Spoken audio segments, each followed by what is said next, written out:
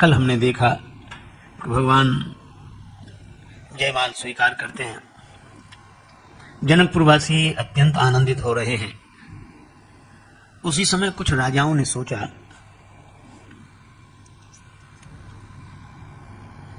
कि यदि हम उपद्रव मचाएं तो हो सकता है कि कन्या का पक्ष हमारी ओर हो जाए। अब इन्होंने हल्ला मचाया। एक ने कहा उठो, श्री सीता जी को छुड़ा लो इनसे। अब ये छीनने की वृत्ति क्यों बनी? कर्तव्य का पालन करते, धनुष तोड़ते तो जयमाल तो स्वयं तुम्हारे गले में गिरती। पर जिनसे कर्तव्य का पालन हुआ नहीं, उन्हीं में ये छीनने की वृत्ति आती है। छीन लो। हालांकि वो छीनने गया नहीं। बैठे हुए एक राजा ने कहा कि कह रहे हो, आगे बढ़ो, छुड़ाओ श्री सीता जी को तो पता चले। उसने कहा कि कह रहे हो तो आगे बढ़ो, श्री सीता जी को छुड़ाओ तो पता लगे। वो बोला, वाह, हम क्यों जाएंगे? ये तो हम भी जानते हैं कि छुड़ा नहीं सकेंगे। और जब छुड़ा नहीं सकोगे तो कह क्यों रहे हो? तो कहा कि श्री सीता जी को छुड़ा लो। वो बोला कि हम क्यों आगे बढ़ेंगे? कहा क्यों नहीं बढ़ोगे अगर कह रहे हो तो उसने कहा कि इतना भी नहीं जानते, भड़काने वाला कभी आगे चल के मरा है आज तक? हम तो इसलिए कह रहे हैं कि शायद किसी को क्रोध आ जाए, कुछ ना हो, झगड़ा ही हो जाए। तो एक दूसरे राजा ने कहा तो केवल कहने की बात है। कहा तो कहा हम तुमसे ज्यादा कहेंगे। अब एक कहता है, ले हूं छुड़ाई सीए कहे को, तो दूसरा बोला धरी बांधहु नृप बालक दो। दोनों राजकुमारों को पकड़ के बांध दो। तीसरा बोला अगर जनक जी को सहायता करें तो जनक जी सहित दोनों राजकुमारों को युद्ध में जीत लो। जो विदेह कछु करही सहाई, जीतहु समर सहित दो भाई। केवल बोल नहीं बोलना। करने की क्षमता होती तो धनुष ही ना हिला देते। एक व्यक्ति था, वो कोई काम ना करे, उसको एक मंत्र आता था तो मरीज की प्रतीक्षा करे कि मरीज आवे, हम उसको झाड़ा दें। नीम के पत्तों का झोंका इकट्ठा करके उसी से झाड़ता था और छू छू बोलता था। उसकी पत्नी ने कहा कि यह तो ठीक है, परोपकार का काम है, लेकिन बरसात आने वाली है, अपने घर का मकान टूटा हुआ, छप्पर बांध लो। कहने लगा बांध लेंगे। आलसी वृत्ति। उसने नहीं बांधा, बरसात आ गई। 1 महीना बीत गया, भयंकर बरसात। पत्नी को बड़ी खीज हो कि इसने समय रहते छप्पर नहीं बांधा। एक दिन एक मरीज आया और मरीज को देखकर वो झाड़ने के लिए बैठा, छू छू करके छू। पत्नी किवाड़ के पास खड़ी हो गई, सुने तो इसका मंत्र क्या है। तो उसका मंत्र मालूम क्या था? वो ऐसे करे छू और फिर बोले, आकाश बांधो, पाताल बांधो, 7 समुद्र बांधो, घाट का घटोई बांधो, मरघट का मसान बांधो, छू। और फिर कहे आकाश बांधो, पाताल बांधो, 7 समुद्र बांधो। तो उसकी पत्नी बीच में चीख कर बोली, उन्हें रहने दे, घर का छप्पर तो बंधता नहीं है, आकाश पाताल बांध रहा है, 7 समुद्र बांध रहा है, घाट का घटोई और मरघट का मसान सब बांध लेना। हमारी भी हालत वैसी है, घर का छप्पर बनता नहीं और बातों में हम जाने क्या क्या बांधते हैं।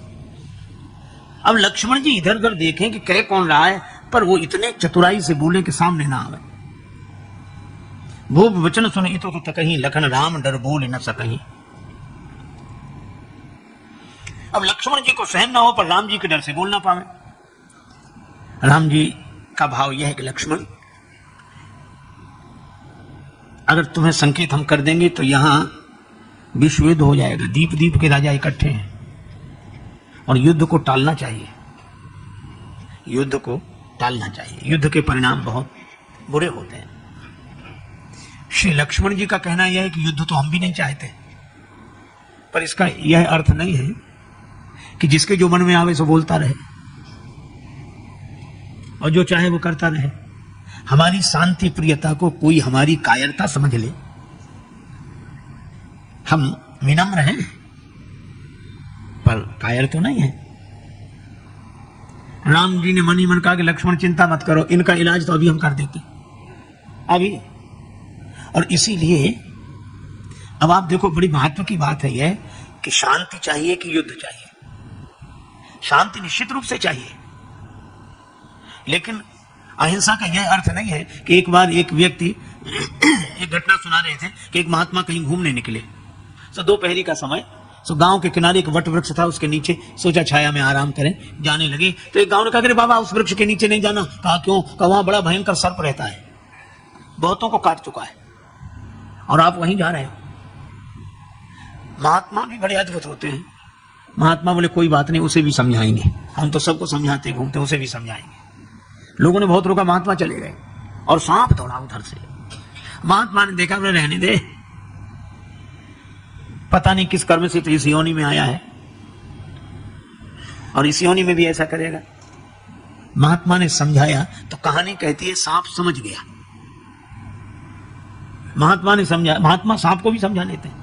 सांप समझ गया, ये और आश्चर्य। एक आदमी ने कहा सांप समझ गया? हमने कहा हाँ। क्यों? हमने कहा इसलिए क्योंकि वो आदमी नहीं था।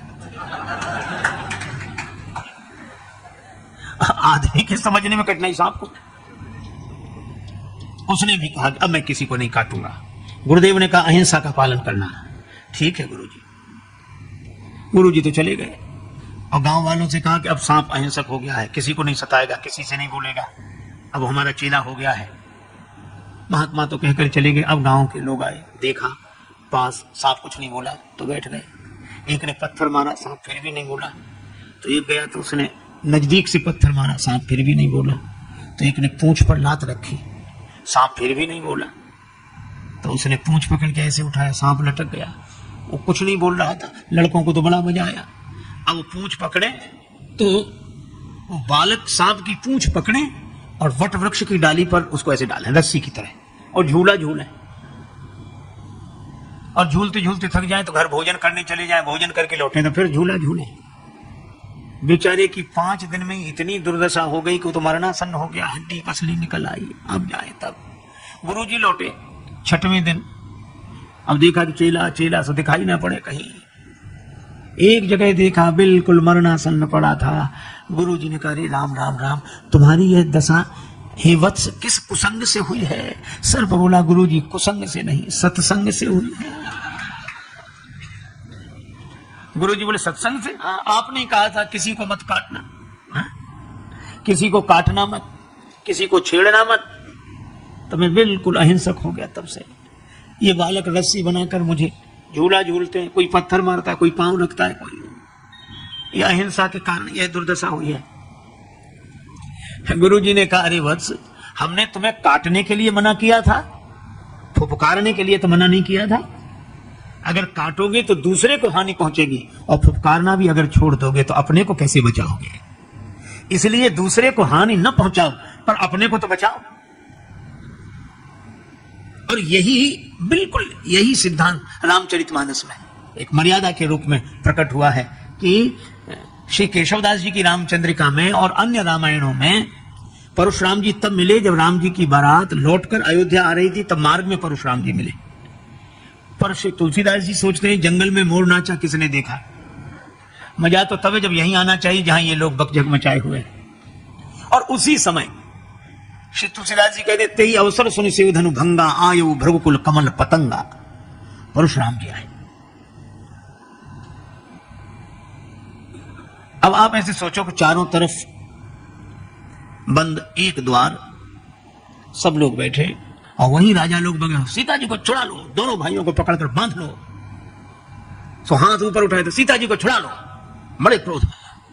और जो उसने देखा कि परशुराम जी मुख्य गेट पर खड़े फरसा लिए, और परशुराम जी को देखा तो हाथ नीचे ना आवे, आंख खुली रह गई, मुंह बंद ना हो। बगल में बैठे हुए राजा ने कहा कि ढीले कैसे पड़ गए, बोलो हम तो हैं, बोलो। अब वो बोले क्या उधर ही देखे? तो बगल वाले राजा ने देखा ये सामने क्या देख रहा, क्या है? तो उसने जो सामने देखा, जो परशुराम जी, उसकी भी वही हालत। एक बोले भगवान परशुराम, दूसरे बोले क्रोध में। किसी ने कहा प्रणाम करो, प्रणाम। प्रणाम नहीं करोगे तो और जल्दी मरोगे। तो दूसरे ने कहा कि प्रणाम करने जाए कौन? जो आगे जाएगा प्रणाम करने सिर झुकाएगा वो नीचे ही रहेगा तो ऊपर जाएगा, क्या पता है।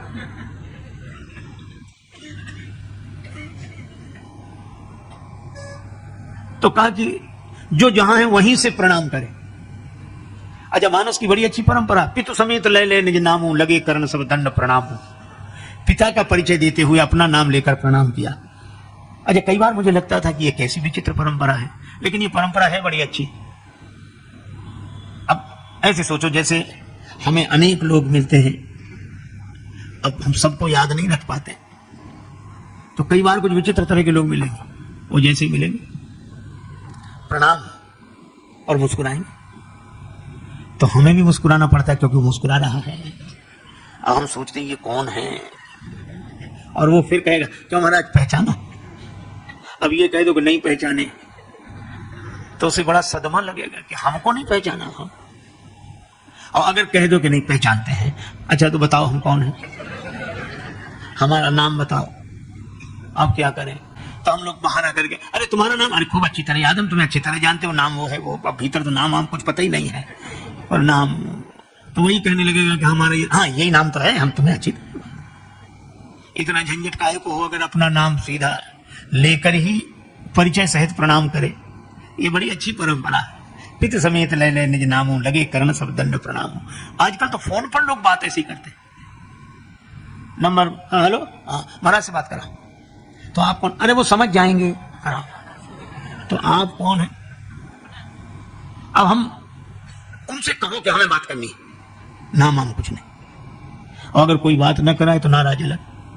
आजकल हमसे भी बात नहीं कराई जाती, वो बात कराती, अरे भाई नाम तो बताओ।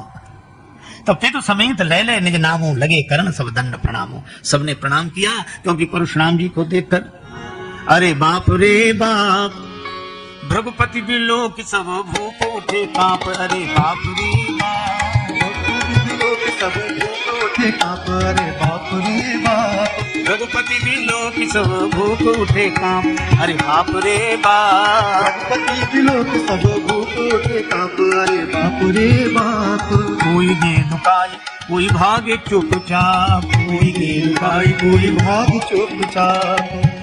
कुछ छिप गए, दुबले पतले राजा तो मोटे मोटे राजाओं के पीछे छिप गए। अब मोटे मोटे राजा कहां जाए, कुछ चुपचाप भागे। अब मोटे मोटे राजा बेचारे मजबूरी में बैठे, वो न हिल सकते हैं न डुल सकते हैं।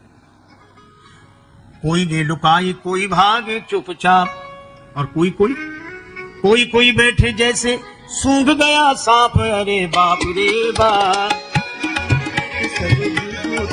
अरे बाप रे बाप, कोई कोई बैठे जैसे सूंघ गया सांप। अरे बाप रे बाप, रघुपति बिलोक सब भूख उठे कांप। अरे बाप रे बाप, बिलोक सब भूख उठे कांप। अरे बाप रे बाप। अब परशुराम जी जिसकी ओर गौर से देखते, किसी तो पहले भी कहीं देखा है, वही समझता था कि बस हमारी उम्र के दिन पूरे हो गए। यही सुभाए चितवई हित जानी, सो जाने जनु आय घुटानी। जनक जी ने देखा, श्री जानकी जी को बुलाए, बेटी प्रणाम करो। जनक जी ने प्रणाम किया, श्री जानकी जी को बुलाकर प्रणाम कराया, और परशुराम जी ने आशीष दी, आशीर्वाद दिया। जनक जी समझ गए कि नाना चाहे जितने हो, पर अब आशीर्वाद दे चुके हैं, गड़बड़ी नहीं होगी कुछ। पर परेशान थे विश्वामित्र जी कि हम राम जी को प्रणाम करने भेजे, समाज कहते यही धनुष तोड़ने वाला, उठ जाए फरसा तो संभाले कौन। तब राम जी को जाने ही नहीं दिया, लक्ष्मण जी को नहीं जाने दिया, पहले स्वयं ही गए। विश्वामित्र मिले पुण्य आई। विश्वामित्र जी ने कहा भगवान परशुराम। परशुराम जी बोले ब्रह्मर्षि विश्वामित्र जी, दोनों गले मिल गए। अच्छा देखो, जब बराबरी वाले एक दूसरे के गले मिलते हैं तो एक दूसरे का हाथ बगल में दबाए रहते हैं। विश्वामित्र जी ने परशुराम जी के फरसे वाला हाथ बगल में दबा लिया, और मिलकर अभी अलग नहीं, उसी समय राम चलो प्रणाम करो, लक्ष्मण प्रणाम करो। मतलब यही कि जब तक हम इनके फरसे वाला हाथ बगल में दबाए तब तक कर लो प्रणाम। विश्वामित्र मिले पुनि आई, और पद सरोज मेले दो भाई। दोनों भाइयों को चरणों में परशुराम जी ने देखा तो बड़ी प्रसन्न हुए। दीन आशीष देख भले जोटा। उसके बाद जनक जी से पूछा कि भीड़ कैसी इकट्ठी है। बूझत जान अजान जिम व्यापी कोप शरीर। जनक जी ने कहा कि महाराज बेटी का विवाह अच्छा स्वयंवर के ढंग से किया था। शर्त रखी थी कि शिव धनुष का जो खंडन कर दे उसी के गले में बेटी जयमाल डाले। तो क्या शिव धनुष टूट गया? जनक जी डर के मारे उत्तर नहीं दे रहे। और परशुराम जी ने जो देखा, देखे चाप खंड मही डारे, तो बड़े क्रोध में बोले, अतिरे से बोले वचन कठोरा, कहु जल जनक धनुष के ही तोड़ा। अरे ना समझ जनक, ये धनुष किसने तोड़ा है? बड़े क्रोध में बोले। अब देखो, एक अति दूसरी अति को जन्म देती है। क्रोध में अति है परशुराम जी के, तो डर में अति है जनक जी के। अति डर उतर देत नृप नाही। और कुटिल बड़ी खुश हुए। कुटिलों की यही पहचान, अच्छे भले आदमी पे आपत्ति आवे तो कुटिल लोग बड़े प्रसन्न होते हैं। अब दो जवाब और बुलवाओ राजाओं को, तोड़वाओ धनुष। अब जनक जी बोल नहीं रहे। राम जी ने देखा कि सभी लोग डरे हुए हैं। सभय बिलो के लोग सब जानी जान की भीड़, हृदय न हरस विषाद कछु, बोले श्री रघुवीर। राम जी है। धनुष तोड़ने गए तो हर्ष विषाद न कछु आवा। और पूछा गया कि धनुष किसने तोड़ा, तो हृदय न हर्ष विषाद कुछ बोले श्री रघुवीर।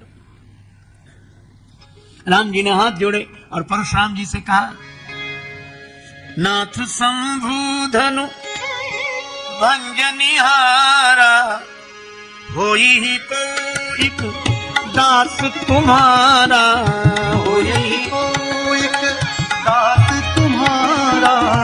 नाथ शंभु धनु भंजनिहारा, नाथ संबोधन भंजनिहारा, होई कोई दास तुम्हारा, होई कोई दास तुम्हारा।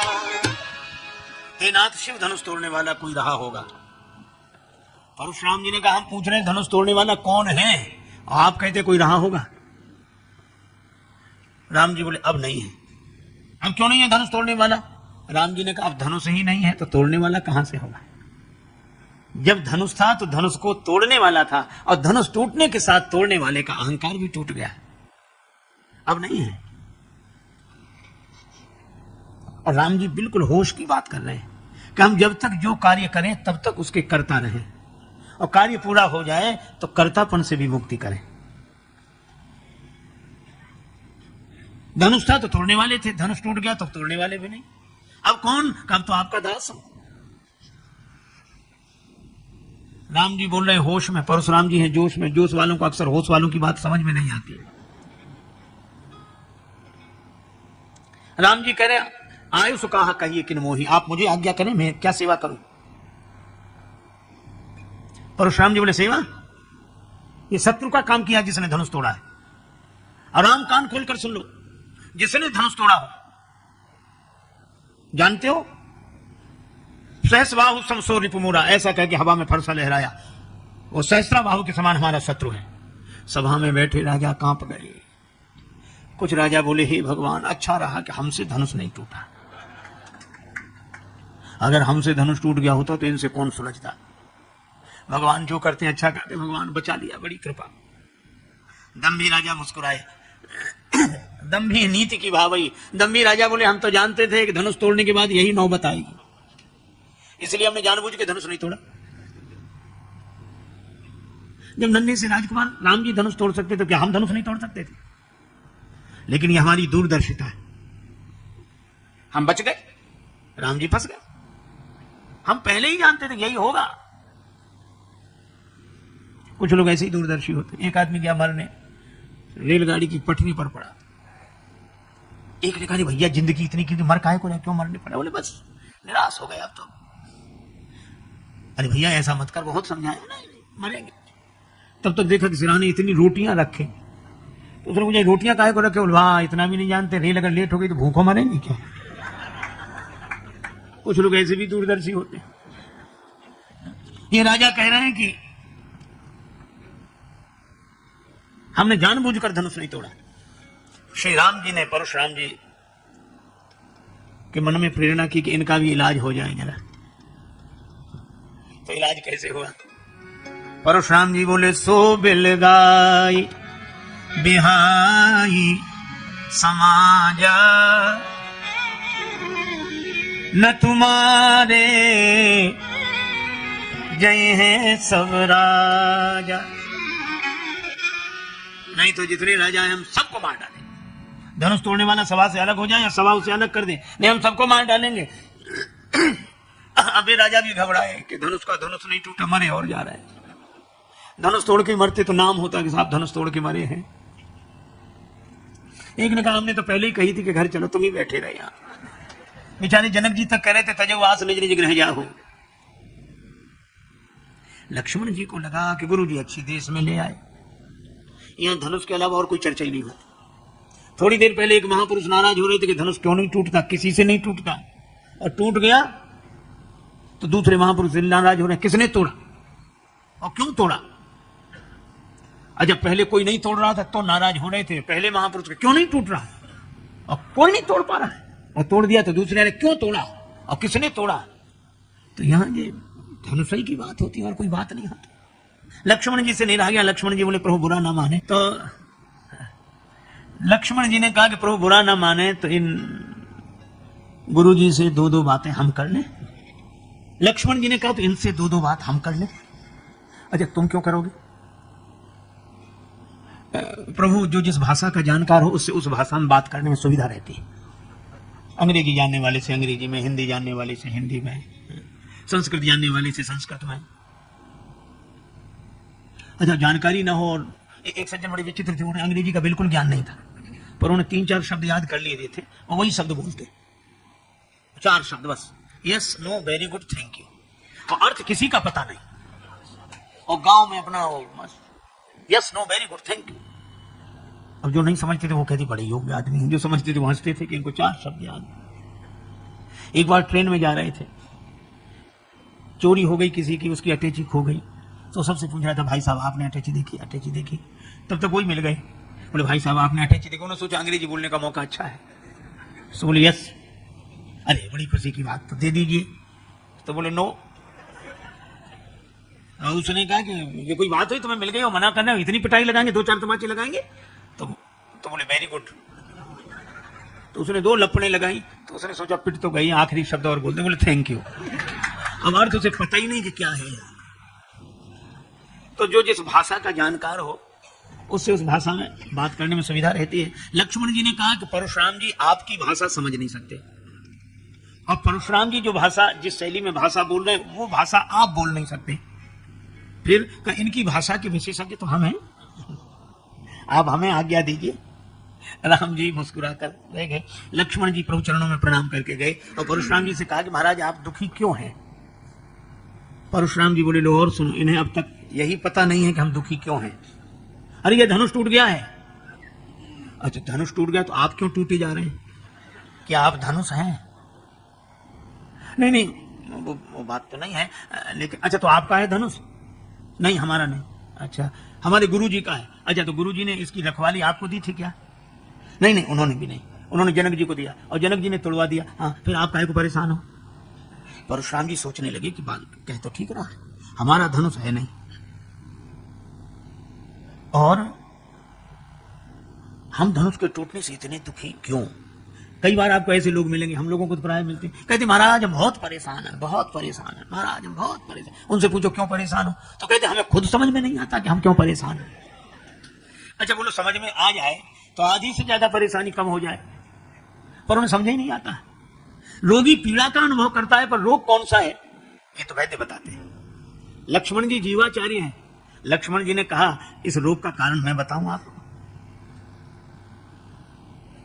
परशुराम जी ने कहा नहीं मैं धनुष टूटने से दुखी हुआ हूं। लक्ष्मण जी ने कहा हमने बचपन में बहुत से धनुष तोड़े, तब तो आप नाराज होते हुए आए नहीं, इसी धनुष पर क्यों? देखो बड़ा सुंदर संकेत है, इसको बोलते हैं आसक्ति। इसका नाम है आसक्ति। ये कभी भी आ सकती, कैसे भी आ सकती, कहीं से भी आ सकती, बल्कि आसानी से आ सकती, मुश्किल से जा सकती। ये ममता, इस धनुष से आपकी ममता है ना? अच्छा देखो हम लोग अखबार पढ़ते हैं सवेरे सवेरे, उसी समय जलपान करते हैं, चाय लेते हैं, 2-4 मित्र इकट्ठे होकर चाय पी रहे, अखबार पढ़ रहे। अरे ट्रेन दुर्घटना, कितने 50 आदमी मर गए। अरे ज्यादा मरे होंगे, अखबार में कम छापते हैं। अब 50 मर गए, कम छापते, ज्यादा मरे होंगे, कम से कम 100-200 आदमी मरे होंगे। आपने चाय नहीं ली, अब 100-200 मर गए। अच्छा दुख हुआ क्या कि थोड़ी देर मौन रहते या आंसू आ जाते? नहीं, तब तक अरे अभी भूकंप आया था, उसमें हजारों मर गए थे। कोई आप बिस्कुट लो, हजारों मर गए, बिस्कुट ले 200 बता रहे ज्यादा, कम से कम 500 मरे होंगे, आप नमकीन लो, चाय ले। अच्छा बोलो ऐसी बातें करते कि नहीं? हमें बिल्कुल ऐसे आराम से करते रहते हैं। अच्छा वही आदमी, आप सोचो अगर अपना परिचित बेटा या कोई प्रियजन बीमार हो, अस्पताल ले गए हो, रात को बहुत दिन के 2 बज गए, पानी तक नहीं पिया, और कोई कहता अब डॉक्टरों ने कंट्रोल कर लिया, अब कोई खतरा नहीं है, अब ऐसे अब आपने सवेरे से कुछ खाया पिया नहीं, कुछ खा लो, तो रो कर कहेंगे तुम्हें खाने पीने की पड़ी, हमें पानी पीने तक का मन नहीं है। पहले बताओ कैसे? 1000 मर गए तब कुछ नहीं, 500 मर गए तब कुछ नहीं, एक तो बीमार ही है, अभी कुछ नहीं हुआ उसे। यही हमारे मन की, हम फूल चुनने आए थे बागे हयात में और दामन को खाक जार में उलझा के रह गए। यही हमारी ममता है। कबीरदास जी कहते हैं ममता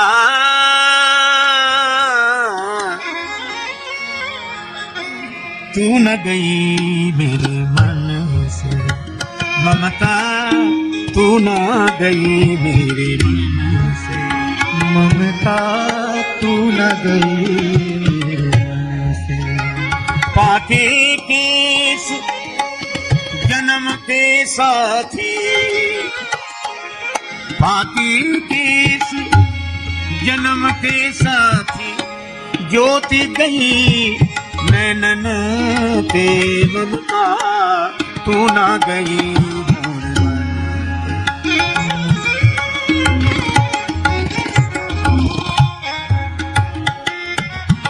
तू ना गई मोर मन के।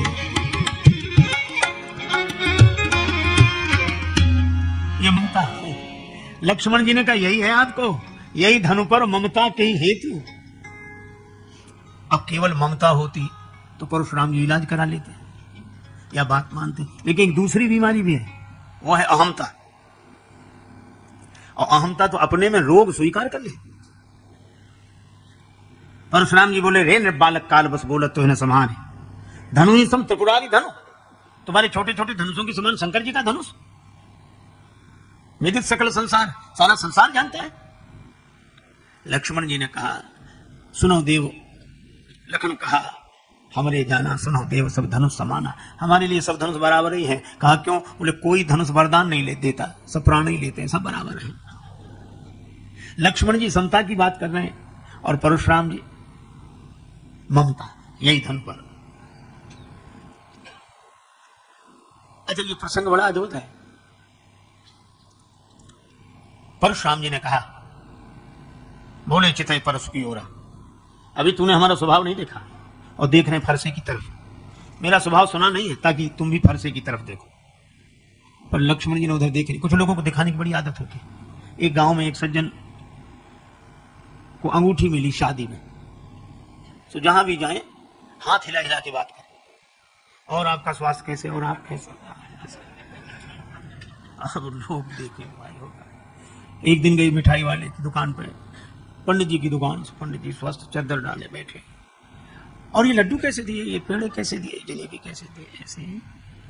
पंडित जी ने देखा कि अंगूठी दिखा रहा है ऐसे बार बार, तो पंडित जी बड़ा बाजूबंद बांधे थे हाथ में, तो जो वो ऐसे दिखाए ये कितने दिए। तो पंडित जी ने ऐसे चादर उठाया और ऐसा हाथ किया, बोले सभी एक भाव है, ले जाओ जैसे लेना हो, सब एक भाव है। भाई परशुराम जी भी फरसे की तरफ देख रहे हैं, बोले चितय परस की ओर आगे ताकि ये भी देखें। लक्ष्मण जी ने देखा ही नहीं। तब परशुराम जी खुद बोले परस विलोक महीप कुमारा, मेरा फरसा देख। अब यहां भी कितनी मर्यादा की बात है। लक्ष्मण जी ने कहा यह बड़ी कृपा है भगवान की कि हम आपका फरसा नहीं देख रहे हैं। फरसा देखते तो कभी का झगड़ा हो जाता।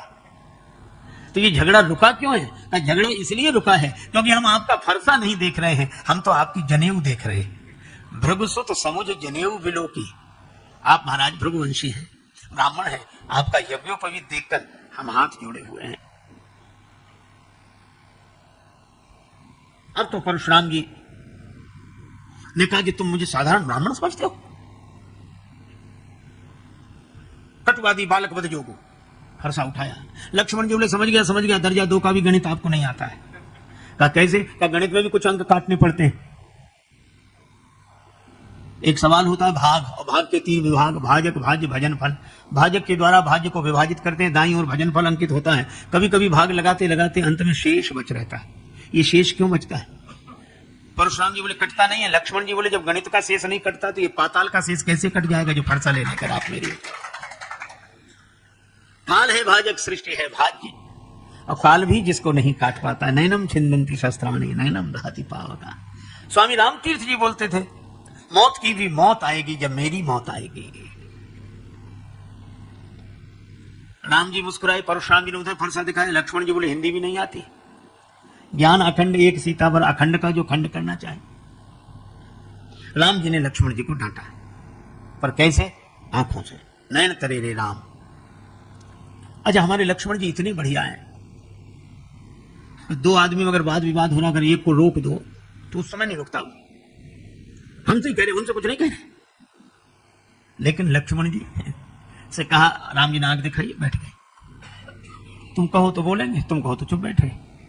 देखो जैसे अपने कमरे में 2 चीजें लगी होती हैं, एक सीलिंग फैन और एक बल्ब, और दोनों का स्विच अपने हाथ में है। बल्ब को जलाया, जल गया, बुझाया, बुझ गया। और पंखा स्विच ऑफ भी कर दो तो भी ये बंद नहीं होता, 10-20 चक्कर लगा के बंद होता है। चक्कर में पड़े बिना मान नहीं सकता। इन अभिमानियों का स्विच भी भगवान के हाथ में है, लेकिन ये 10-20 चक्कर लगाए बिना मान ही नहीं सकते। चक्कर में पड़े। अच्छा, एक और अजीब बात, कई बार पंखे चलते भी नहीं है। रेलगाड़ियों में अक्सर देखते हूं पंखे नहीं चल रहे हैं, स्लीपर में। एक सज्जन कह रहे थे कंघा है, कंघा। दोनों भाई कंघा तो नहीं है, हम नहीं देखते। लेकिन हम कहा तुम क्या करोगे? तुम बाल तो, बोले बाल नहीं। फिर बोले पंखा नहीं चल रहा, वो कंघे से चलाते हैं तब चलता है। तो कुछ भक्त तो भगवान के ऐसे होते हैं कि तुमने जलाया जल गए, तुमने बुझाया बुझ गए। और कुछ देहाभिमानी पंखे की तरह ये बंद नहीं होते, इन्हें बंद होना पड़ता है। तो लक्ष्मण जी बल्ब की तरह है, जलाया जल गए, बुझाया बुझ गए, शांत बैठे। राम जी आए, हे महाराज इस बालक पर कृपा करो। परशुराम जी क्रोध में थे, ये बालक है? राम जी बोले यह भी पूछ लो कितना छोटा बालक है। सूद दूध मुख करिए न कोहू, ये शुद्ध दुधमुहा बच्चा है। परशुराम जी बोले मेरा क्रोध। राम जी ने बड़ी सुंदर बात कही, मर्यादा पुरुषोत्तम है। कहने लगे महाराज, परशुराम जी बोले या तो राम कहलाना बंद करो या हमसे झगड़ा करो। राम जी ने मन में सोचा सारा झगड़ा नाम का ही निकला। अच्छा बोलो, परशुराम जी का नाम भी राम है, पर उन्होंने परशु पकड़ लिया। परशु को ऐसा पकड़ा कि परशु ने ही उन्हें पकड़ लिया, परशुराम। और नाम रखने की यही शैली होती तो राम जी भी कहते कि तुम परशुराम तो हम धनुषराम, पर राम जी ऐसा नहीं कहते। अच्छा देखो, एक बात और इस प्रसंग से हम लोगों को सीखने को मिलती है। परशुराम जी भगवान है और राम जी भगवान है। इनकी चरित्र में कोई दोष नहीं देखना है, लेकिन एक समाज को उपदेश मिलता है कि समाज के लिए बुरे लोग ही नहीं, अच्छे लोग भी समस्या है। राम जी का रावण का झगड़ा बाद में हुआ, परशुराम जी से पहले, जबकि दोनों अवतार, दोनों भगवान। और तुलसीदास जी उपमा भी दोनों को एक ही देते हैं। उदित उदयगिरि मंच पर रघुवर बाल पतंग, और परशुराम जी आए तो आयो भृकुल कमल पतंगा। ये सूर्य का झगड़ा, सूर्य और अंधकार का विरोध हो तो समझ में आता है। अच्छा, दोनों प्रकाश देने वाले। यही होता है कि समाज में बुरे लोग ही नहीं, अच्छे लोग भी समस्या बन जाते हैं। तब कब? जब एक अच्छा आदमी दूसरे अच्छे को सहन नहीं कर पाता है, तब एक प्रकाश देने वाला दूसरे प्रकाश देने वाले को सहन नहीं कर पाता है। अच्छा देखो, एक बात है, मैं कभी कभी सोचता था कि 4 विद्वान इकट्ठे रह जाएं, बहुत मुश्किल है। आप ठहरा के देख लेना, बहुत मुश्किल है। अच्छा, एक लेकिन इसके बाद एक देखो आप, अच्छाई में सबसे बड़ी बुराई एक है कि संगठन नहीं है, और बुराई में सब तरह से बुराई पर एक अच्छाई संगठन है। 4 गंजेड़ियों को आप अलग नहीं कर सकते, शराबियों को अलग नहीं कर सकते, अफीमचियों को अलग नहीं कर सकते। अच्छा, अलग करने पर ही सारा झगड़ा है, पर चाहे जितना हो लेकिन शाम को फिर इकट्ठे हो जाए। और वो तो कहते दम भाई सुनिज भाई, और भाई के सिर पे सिर। हाँ, रह नहीं पाते महाराज, शाम तक ढूंढ ही लेंगे। हम कई बार सोचते थे कि ऐसा क्यों। एक राजा के यहाँ 2 विद्वान आए, राजा ने दोनों का बड़ा स्वागत किया। एक बैठा, दूसरा गया स्नान के लिए। तो राजा ने कहा कि आप तो बड़े विद्वान हैं, ये आपके साथ ये भी तो विद्वान होंगे। बोला काहे का विद्वान, बैल है, 1 से 2 अच्छे इसलिए हम लिए फिरते हैं। राजा बोला अच्छा। तब तक वो आ गए। अब ये गए स्नान को, तो राजा ने उससे पूछा कि आप तो बड़े विद्वान, और ये आपके साथ ये भी तो विद्वान होंगे। बोले काहे का विद्वान, घोड़ा है, 2 अच्छे इसलिए। दोनों आए, चलिए भोजन करें। भोजन के लिए गए, राजा ने एक के सामने भूसा रखा, एक के सामने घास। शुरू करो। दोनों बोले हम लोगों का अपमान है। राजा ने कहा परिचय तो आपसे ही मिला है, आप कह रहे थे वो बैल है और आप कह रहे थे वो घोड़ा है, इसलिए ये हम लोगों की हालत है।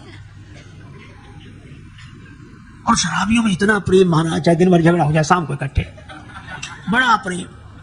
अच्छा, मैं समझ नहीं पाया कि ऐसा क्यों होता है। तो मुझे एक ही बात लगी कि गंजेड़ी, भंगेड़ी, अफीमची, शराबी, इनको लोग गाली देते हैं, अपमान करते हैं, और विद्वानों का सम्मान करते हैं, है ना, प्रणाम करते हैं, आरती उतारते हैं, पूजा करते हैं, विद्वान है। और जो नशे वाले हैं इनका विरोध करते हैं, गाली देते हैं। और ये स्वाभाविक नियम है। सम्मान आदमी अकेले पाना चाहता है और अपमान मिलकर भोगना चाहता है। अपमान हो ये भी साथ थे, ये भी साथ थे, ये भी साथ थे, यानी अपमान में हम सब शामिल हैं और सम्मान में हम अकेले। यही हम लोगों की सबसे बड़ी विडंबना है। परशुराम जी सोचते हैं कि हमारे रहते ये दूसरा कौन आ गया, ये दूसरा कौन आ गया। राम जी ने कहा कि आपका तो वैसे ही बड़ा नाम है, परुष सहित बड़ा नाम तुम्हारा, और राम मात्र लघु नाम हमारा। महाराज हम आपको हाथ जोड़ते हैं, प्रणाम करते हैं। परशुराम जी बोले समझ गया, तू भी बहुत डरता है और डर कर बात कर रहा है, बड़े भाई की चतुरता की तरह। राम जी ने कहा कालो डरे नलन रघुवंशी, लेकिन आप ब्राह्मण हैं, हमारी यह मर्यादा है, हम ब्राह्मण का सम्मान करते हैं। परशुराम जी बोले मेरा क्रोध शांत नहीं होगा जब तक फरसा न चले। राम जी ने सिर झुका दिया, तो चलाओ फरसा। कर कुठार आगे यह शीशा, अब फरसा ही न चले। अच्छा, फरसा तो तब चले जब हाथ चले। देखो, एक बार किसी व्यक्ति से किसी ने कहा कि परहित का काम है, सेवा का कार्य है, इतना बड़ा कार्य कर रहे हैं, तो अब वो नहीं कहते लेकिन सब लोग दे रहे हैं तो तुम भी दो कुछ, चाहे थोड़ा ही बहुत दो, दान करो। तो वो क्या बोला, अभी अब सब तो कर रहे हैं, हमारा करना कोई जरूरी है क्या? नहीं नहीं, तुम करोगे तो तुम्हारे काम। तो कहने लगा अभी कौन मर रहे, बड़ा विचित्र गणित, अभी कौन मर, जब मरने लगेंगे तब करेंगे। लोग हंसते थे कि तब के लिए क्यों बैठे हो, बोले इसलिए इधर दान दिया उधर मर के पहुंचे, ताकि ताजा ताजा दान भगवान को भी याद रहेगा कि देख अभी दिया अभी आए, अभी से दे दवा दो, इधर उधर फाइल हो जाए, कुछ समझ में ही नहीं आए क्या फायदा। लोगों ने कहा ये तो ठीक है लेकिन तब तक तुम रखोगे अपने पास? अरे बोले इतना तो हमने अपने पास कर रखा है, हमारे हाथ में। और सचमुच उसने क्या किया, जिस कमरे में सोता था सामने वाली दीवार को तोड़वा कर उसमें गड्ढा करा के रख दिया और प्लास्टर करा दिया, जब लाएंगे निकाल के। मित्र कहते अरे चिंता मत करो, हमारे हाथ में। बुढ़ापा आया, अरे हमारे हाथ में। पर एक दिन भगवान की ऐसी विचित्र लीला, रात को पता नहीं क्या हुआ, अब ना बोल पावे ना लिख पावे, ऐसे ऐसे हाथ करे, बोल भी ना पाए। मित्रों को बड़ा दुख हुआ, पर मित्रों ने कहा कि तुम कहते थे कि हमारे हाथ में, अभी भी तुम्हारे द्वारा दान करवा दे। सो वो हाथ उठा के दीवार की तरफ ऐसे करे, ऐसे कि इसमें से खोद के निकाल लो। अब वो समझ ना पाए, उनके उसके बेटों को पता था, तो बेटों ने सोचा कि बाप तो जा ही रहा है, धन काहे को जाए। सभी लोग गांव वालों ने पूछा कि तुम्हारे पिता दीवार की तरफ इशारा क्या करते हैं, ऐसे ऐसे ऐसे। बेटे बोले पिताजी ये कहते हैं कि बचा कहाँ है देने के लिए, जो था तो सब इसमें लग गया, इसमें लग गया, इसमें दीवार में लग गया, मकान में लग गया। अब बोलो, मन की मन में रह गए, हाथ ही न चले। अच्छा, कई बार हम लोग कहते चिंता मत करो, वो तो हमारे हाथ में, इतने लोग तो हमारे हाथ में, वो हम बिल्कुल ठीक है, आपके हाथ में बहुत कुछ नहीं, भगवान की कृपा है, लेकिन आप यह तो सोचो कि सब कुछ तो आपके हाथ में है, लेकिन क्या आपका हाथ आपके हाथ में है? देखो घड़ी सबके हाथ में है ना? घड़ी सबके हाथ में है, लेकिन घड़ी किसी के हाथ में नहीं। किस घड़ी क्या हो जाए, हम सोचते हैं कि हमने हाथ में घड़ी बांध रखी है, जबकि घड़ी नहीं हाथ बांध रखा है। घड़ी घड़ी चली है घड़ी कहती यही विनीत, मूर्ख तेरे जन्म की एक घड़ी गई बीत। गाफिल तुझे घड़ियाल ये देता है मुनादी, कि गर्दू ने घड़ी उम्र की एक और घटा दी। हाथ को घड़ी बांधे है, इसलिए एक आदमी बोला अपना हाथ दिखाओ। अरे हमने कहा देखता क्या है प्यारे मेरे हाथ को, हाथ है हाथ जिसके उसे देख ले। ताई बैर तजनाई ये माथा, काल कर्म जीव जाके हाथा।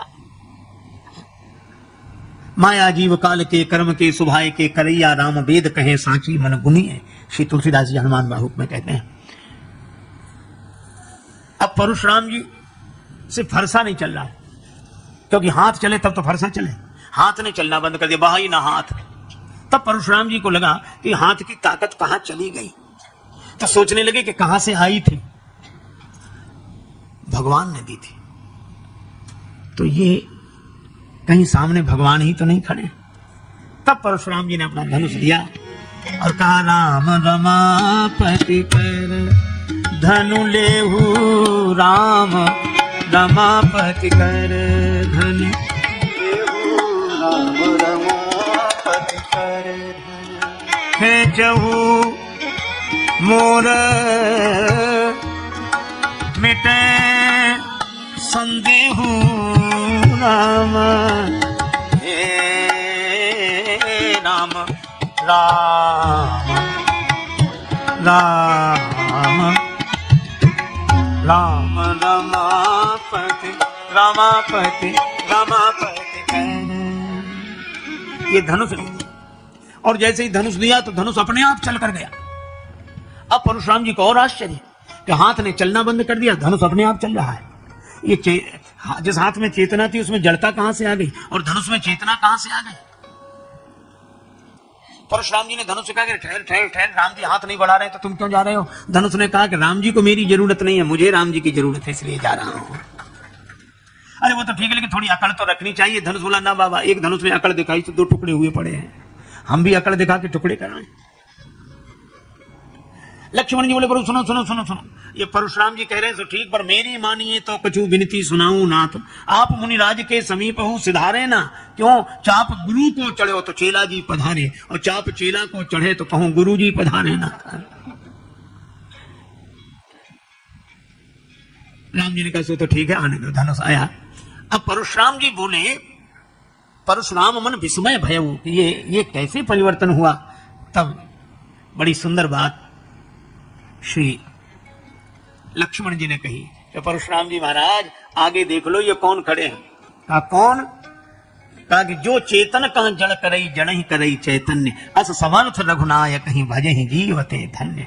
ये चैतन्य को जड़, जड़ को चैतन्य बना देने की शक्ति रखने वाले सर्वशक्तिमान परमात्मा है श्री राम। लेकिन आपके आगे हाथ इसलिए जोड़ रहे हैं क्योंकि यह लोक मर्यादा की स्थापना के लिए आए हैं। लोक मर्यादा का आदर करते हुए यह अपने जीवन की लीला प्रस्तुत कर रहे हैं।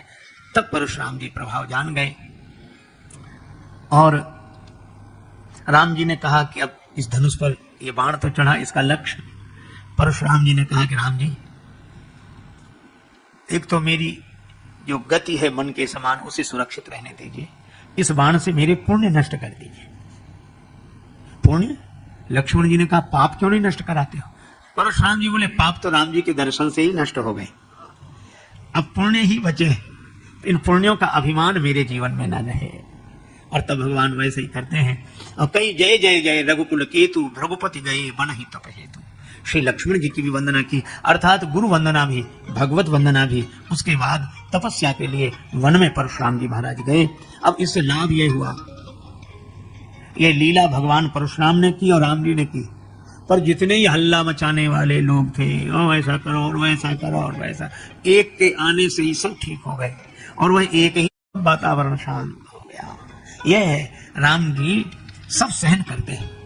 और सबसे बड़ी बात यह है कि भगवान वे जो सब कुछ सहन कर सके, सह सके।